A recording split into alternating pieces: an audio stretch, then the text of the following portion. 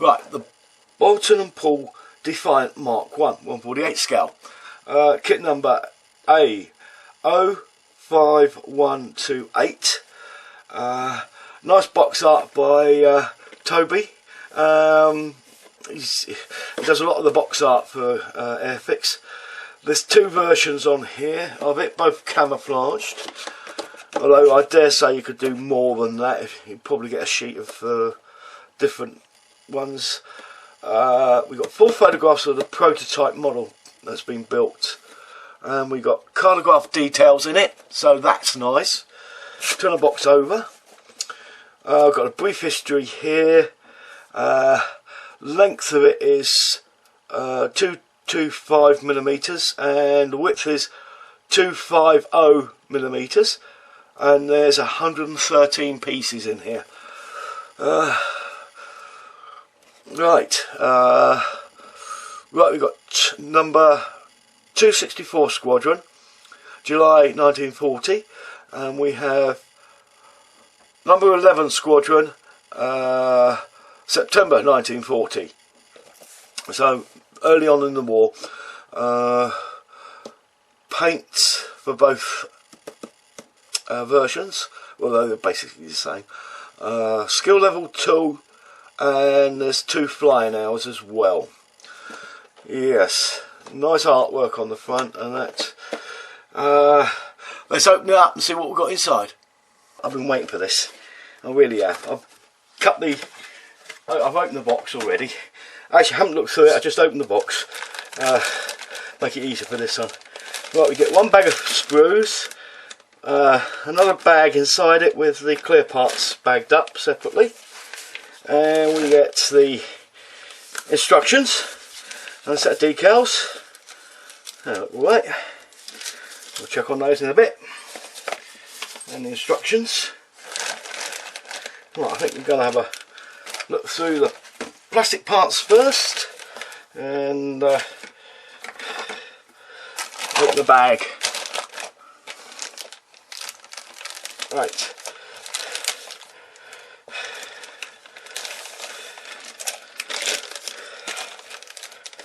Right, put the clear parts to one side for the moment, and we got 4 sprues in this box. Right, we'll start on the fuselage sections here. Nice recessed panel lines as normal. Nice retaining screws for the front cowling. These are a bit light down here. I've got a feeling they are raised, but they're not raised that much. These are a lot more raised on this vertical section here. Some rivet joints around the gun turret, and well, we'll find out what those are later. You've got wing tips here, and they are they're the underside wing tips, bottom wing tips. That's what they're for, to pop onto the, keep the wings together.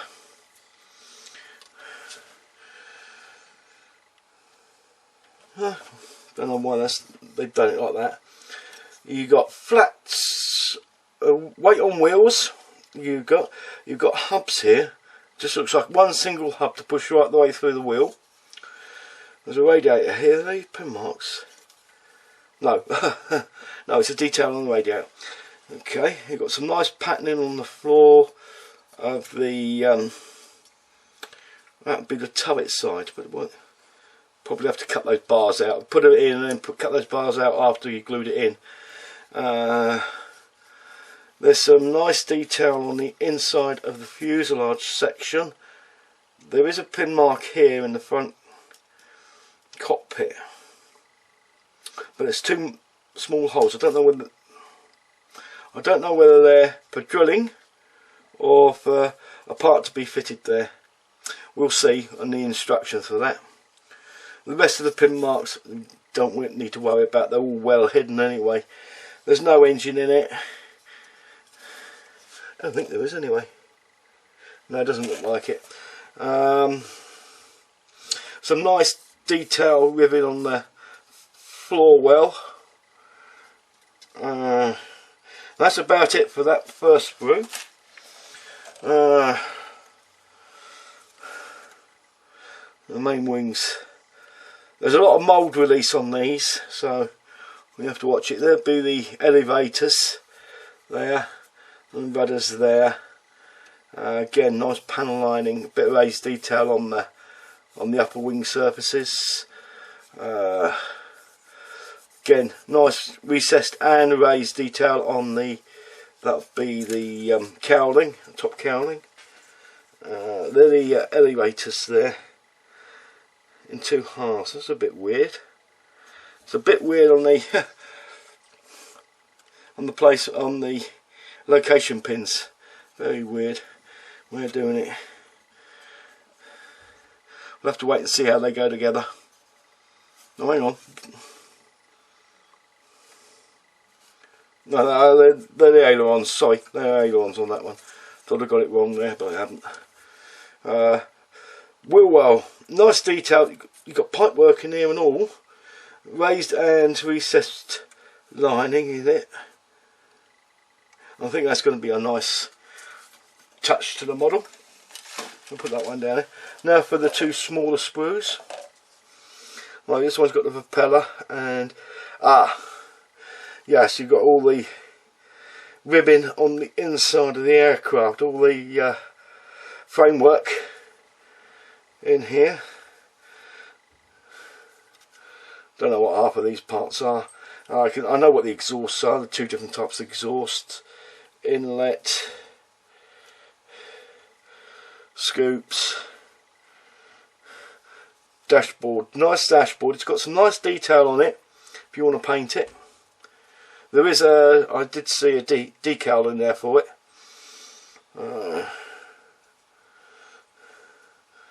Undercarriage parts. Nicely detailed undercarriage parts. Maybe just a few brake lines to put on there, just to give it that bit extra detail. Should make it nice. All in all, not bad. There's been no flash on this one. This has only just come out, literally. Got this oil cooler underneath here. Looks fine. Still a bit of mould release on these parts here. Bulkheads. Some nice detail on the bulkheads. And that's the guns. They're the guns again. I think the guns are going to be okay this time on the turret. They're a bit more substantial. They're a lot more detailed as well. Although they haven't got the holes through them, they have got the placements of them on there. This one I may just have a look, see if I can get some brass versions of those to put on there. I know there's 72nd scale they got them, but whether they got them on 48 scale I don't know. I'll have to have a hunt around on the internet and check them out. Right, gear doors up or down. The down gear doors have got no pin marks in them, so that's nice. Nice detail on the pilot's chair. Include bit of crimping in the old cushion on it as well, so that's nice. All in all, I think these are very nice indeed. No mould line to say as much with, you know. Sometimes you get a little bit of a mould line on it, even the new ones, but it doesn't seem to be on this one, or I can't feel it anyway. Let's have a look at the clear parts now. Clear parts, all nice and shiny clear parts.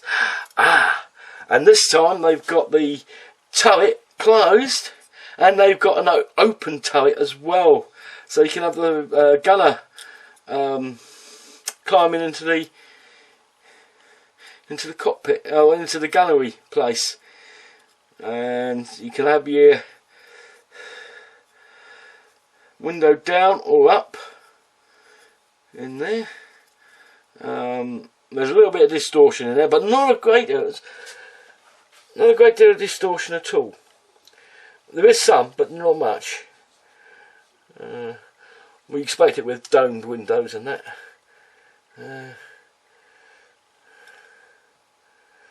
No magnification as I see.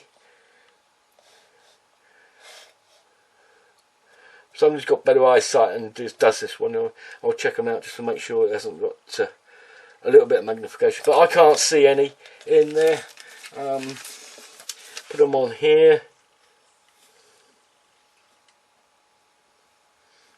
Distortion definitely, but maybe fraction on the front windscreen magnification, but nowhere else. So that looks nice. I like the open turret.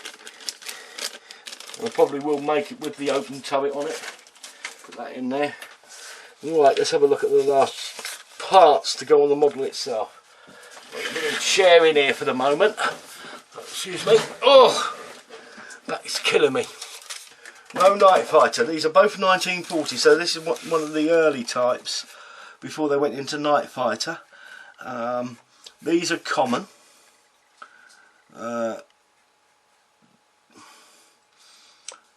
It looks like they're right up to the edge of the coloration. There's no real overlap with these at all. Maybe a 1/4 mil overlap. I mean, it's that small I can hardly see it. I think I'll just see it just running over slightly. The film over the top holding the paint on and that. Again, nice lot of decals for the bottom, or stencils. I don't know what you prefer calling them that. The decals themselves, they're quite thin, as per Cartograph's normal printing. Very nice. They're actually, these ones are a complete matte finish on them, which I'm surprised at. They've been doing them semi-gloss, which is a better way, but they're matte, doesn't matter. We gloss over the top of them anyway to seal them in.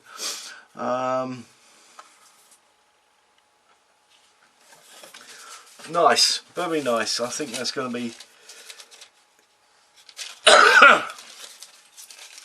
it's going to be a nice decal set there. So I went on a bit long for that one. Let's have a look at the instructions. The new Hornby instructions. You've got a little bit of history on it and specifications here. Again, assembly instructions and safety notes. Do not sniff glue, that sort of thing, you know. Right, let's start with the cockpit here, putting the chair on, and I wondered where the exhaust pipes came from for the chair. Okay, they're not exhaust pipes, but that's what they look like. Fuel tanks, side walls go there and there. Oh, so it still leaves that pin mark in there. Let's keep going. And check out the pin mark on that front. Ah! You won't see it. You won't see it. It's covered by the fuel tank. Or oil tank, whatever that one is. Never sure. Yeah, you put the floor in on the top deck and then you cut those out after it's been glued in. And I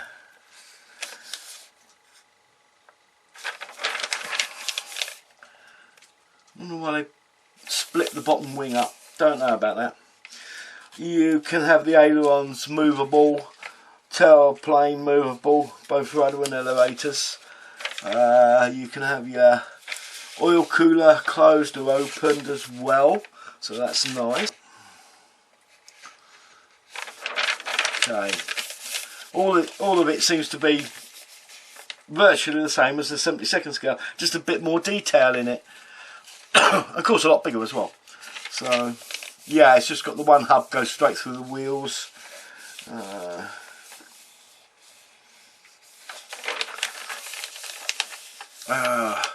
You've got a bit more detail in the turret, which I was going to scratch build in the 72nd, but I decided against it.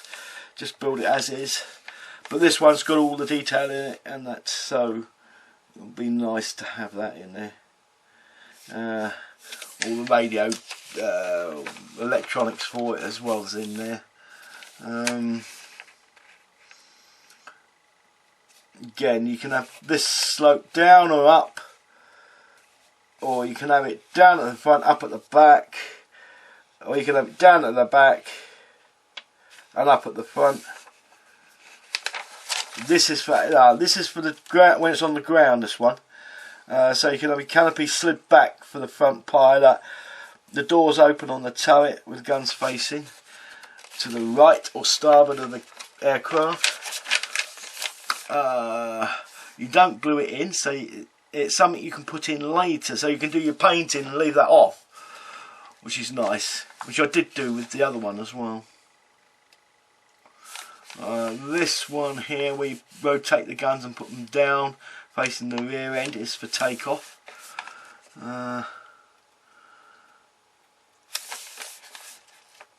There's plenty of items to do on here. There's 2 pages of this turret's positioning. So well done. Almost 2 pages of different ways to put the turret on. That's going to confuse a lot of people. They've got the footstep in here as well, which is nice. There's one thing, I knew about this in the aircraft, but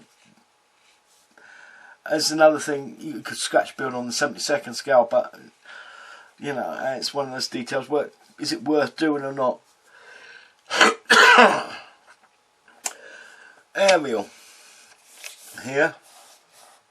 We've got to cut the air whether it's on the ground or in the air. Same as the 72nd scale one. Oh, that's nice. They've actually got the bulbs in the wings as well as the clear part over the top. I've not seen that before. I've seen something like it, but these are actually, they look like the bulbs. Usually just, the other ones I saw were just a domed clear plastic piece to go in there. We'll have a look at this. This is the 264 Squadron. Down in Suffolk, 1940, July. Camouflage colour. Black turret. Black prop. Black and white spinner.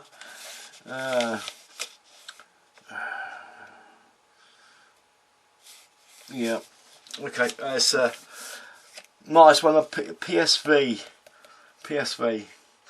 Can't remember what my last one was. I'll have a look at that.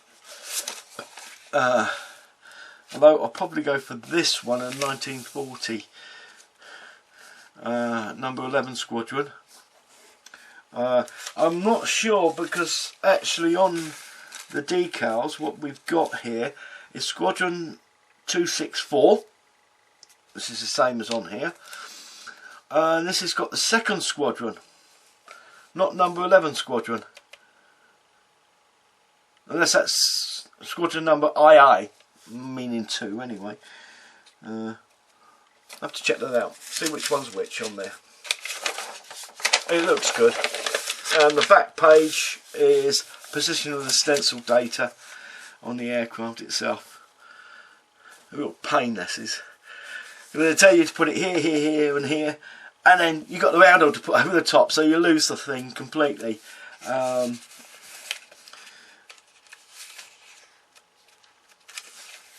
Sometimes I'll leave if the roundel's going to go there and the stencil on top, that's what I would do normally. Put the roundel on first, then put the stencils on afterwards, and then you don't lose them. Oh well, sometimes you do. You get a black stencil on a black background of a letter or something, you can't see it. Sometimes is it worth putting it on there? That is it. I am absolutely loving this. Really am loving this. You're gonna 48 scale, nice and big, lots of detail in it. Instructions are well put out, I know, because they're virtually the same as the 1/72 scale version. Everything you absolutely need to know is on here, apart from the aerial. Now, tells you about putting the aerial on. That's fine, no problem with that whatsoever. Cutting the aerial in the rear, so whether it's on the deck or flying, that's fine. But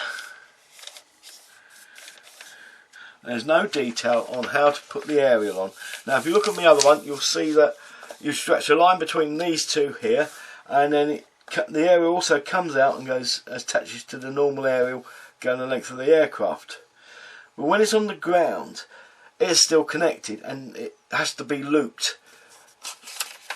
But it doesn't give you any detail inside here about the aerial itself.